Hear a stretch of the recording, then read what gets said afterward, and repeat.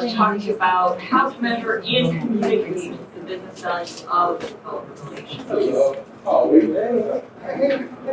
So why is it hard to measure developer relations? Well, DevRel is about informing, teaching, and enabling developers through things like code, resources, workshops, talks, newsletters, so on and so forth. Right? It's about enabling and it's about inspiring developers to use and engage in a community for your product. And we can measure how much of these things we do, like volumetrically, or maybe how many people we reach. But how does that actually translate into value for the business? When we're measuring activities, we want to consider what the metrics are.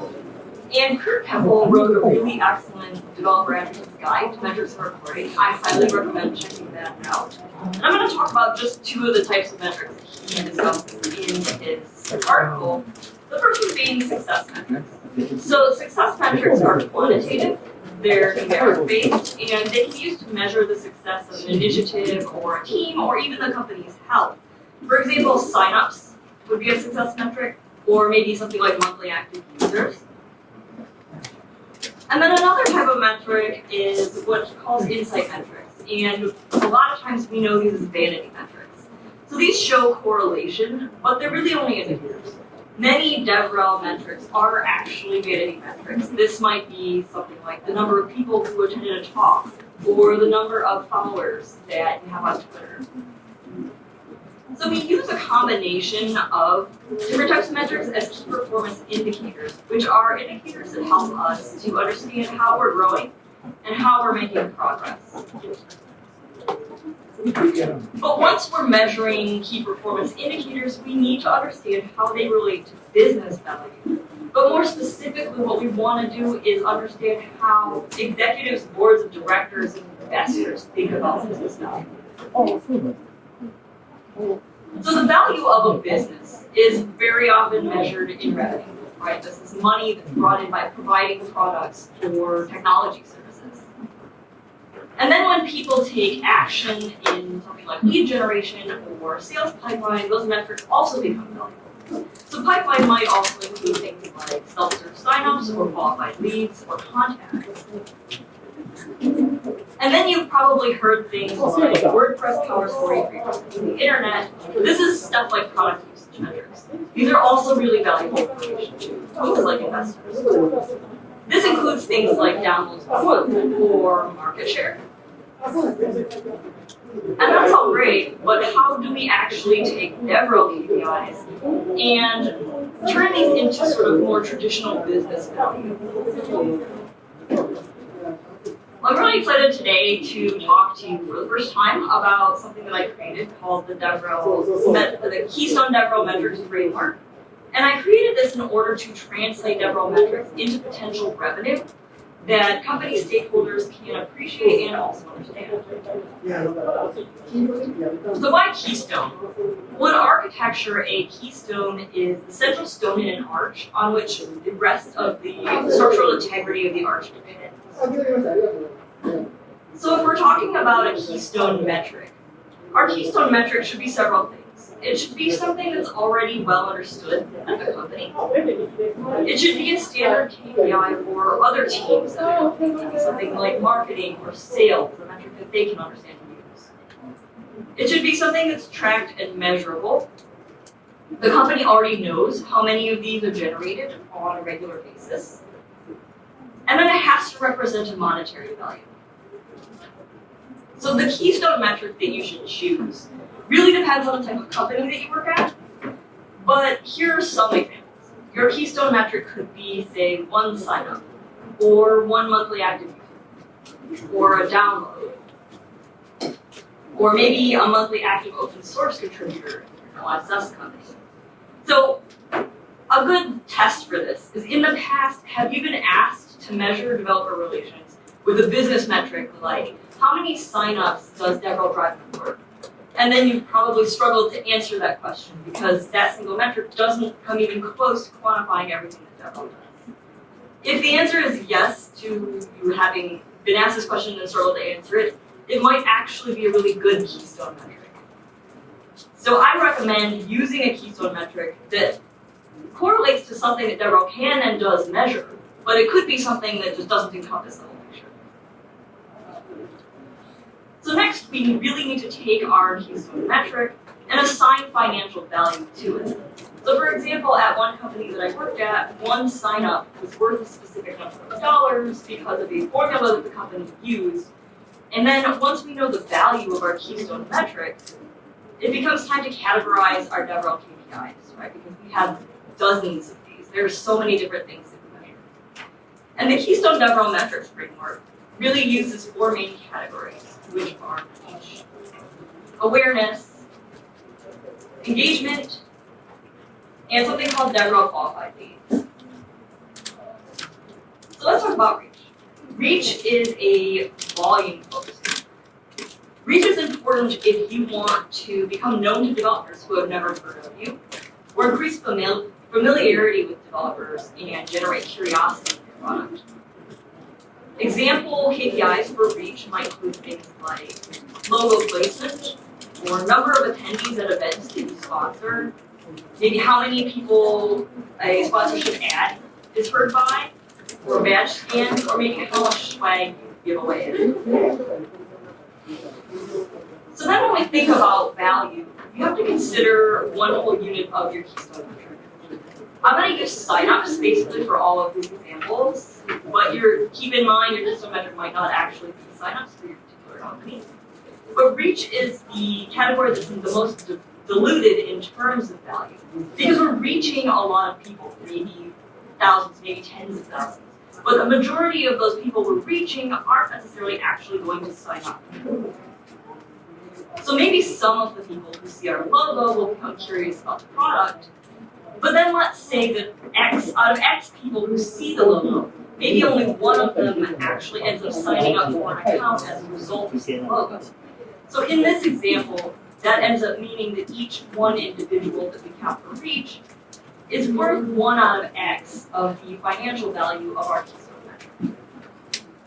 If we turn this into example numbers, say 1 out of 100 people reached actually signed up, and say 1 sign up is worth 1,000 yen. Then each individual reach unit is worth 10 yen.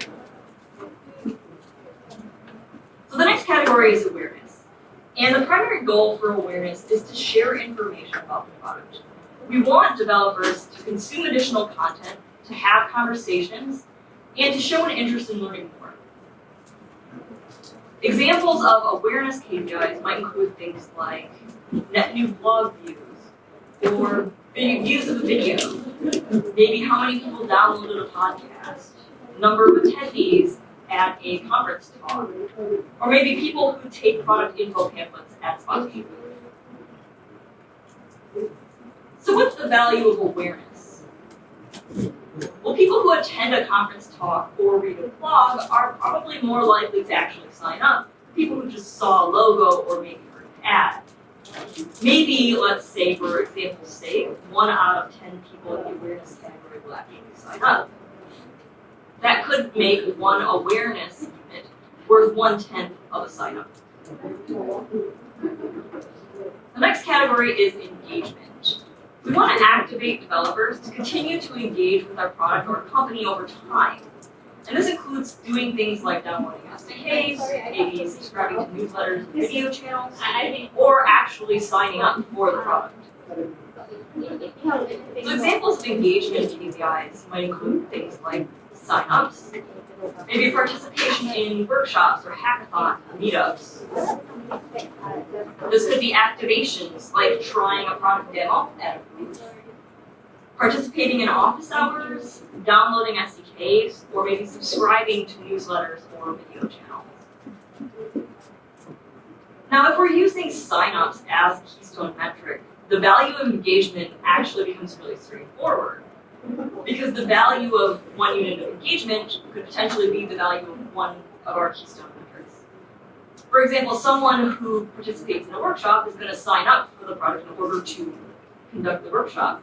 Someone who downloads a product SDK has probably signed up to use the product, the SDK for, and then someone who subscribes to a product newsletter has likely also signed up for the product. So in this case, the math gets really straightforward, right? Because it can average out as 1. Well, the last category is called DevRel qualified leads. And DRQLs are an impactful standard for DevRel metrics that were introduced by Mary Thigval in her exceptional article, which I highly recommend you check out. Now, DRQLs are likely to evolve into continued partnership and professional relationships.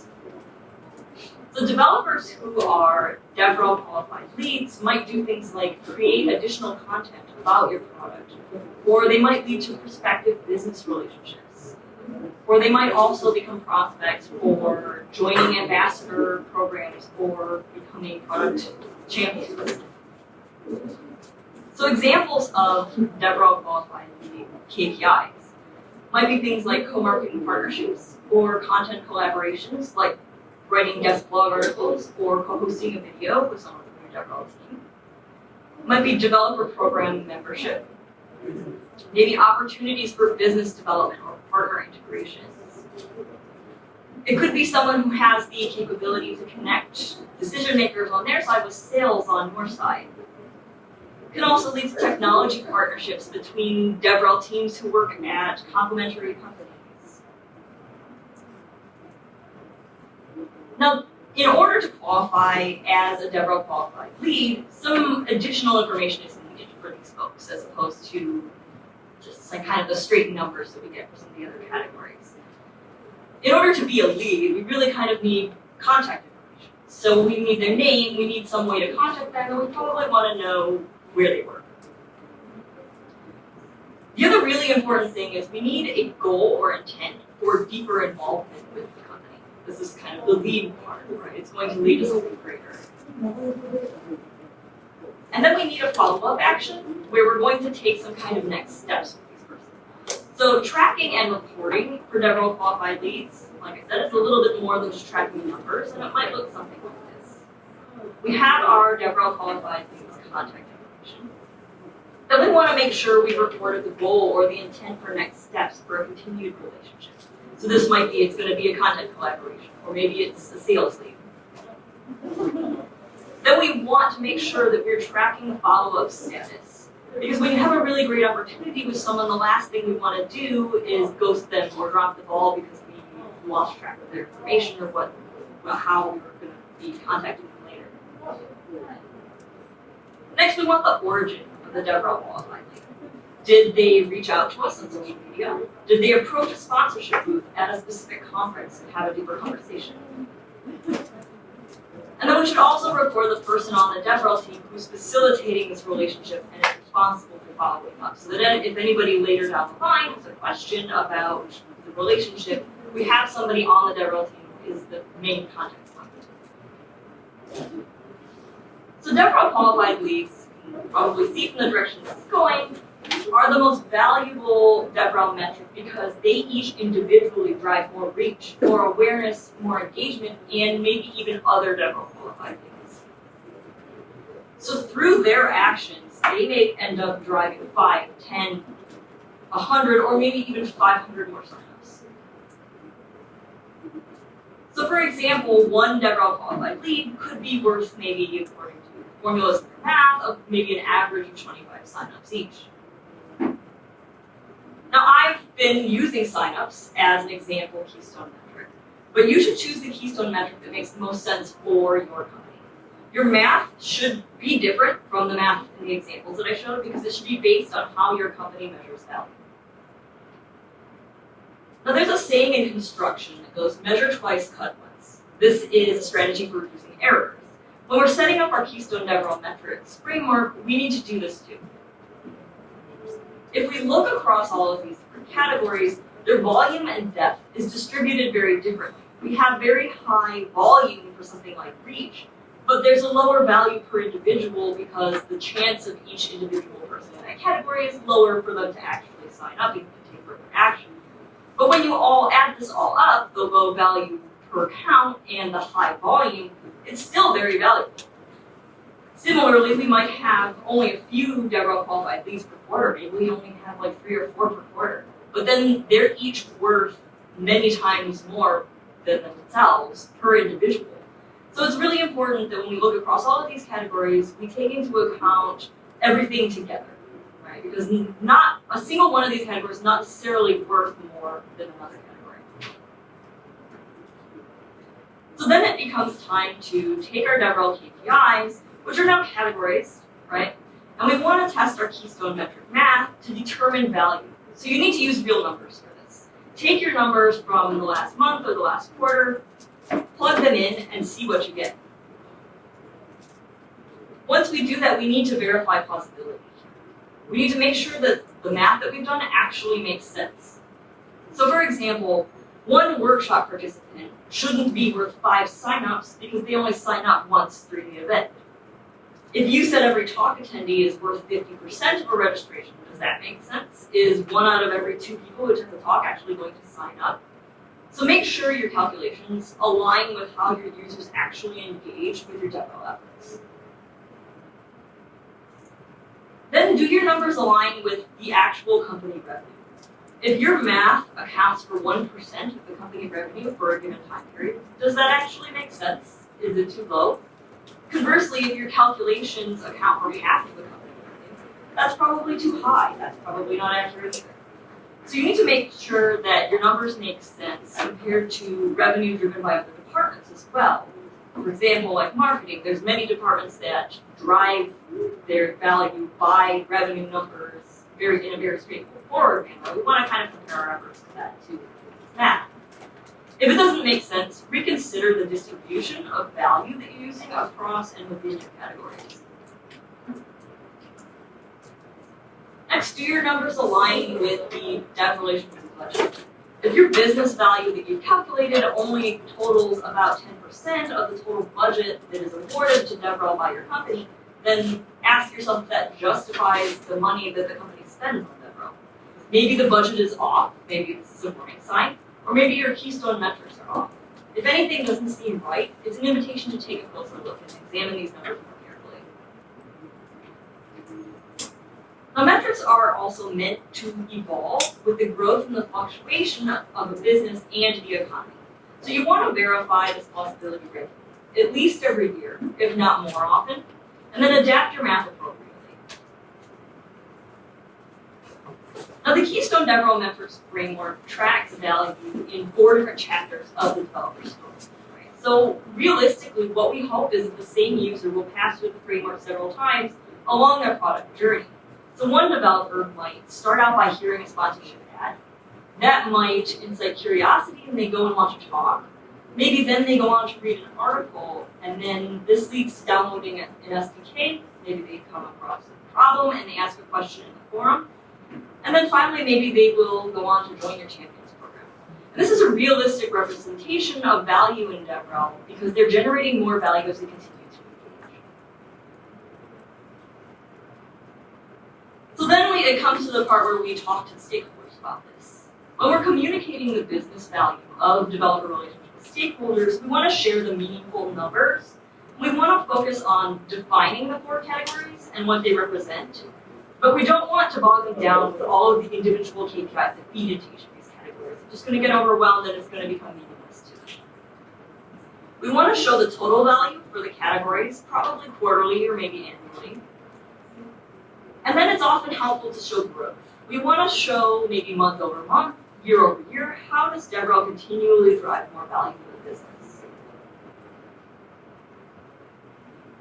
So my name is Maida. I am currently the Group Manager of Developer Content Strategy at Okta. And I've held several positions in developer relations leadership at companies like Auth0, Gatsby, Narwhal, Ionic, and Cognary, and some of these roles included executive VP roles.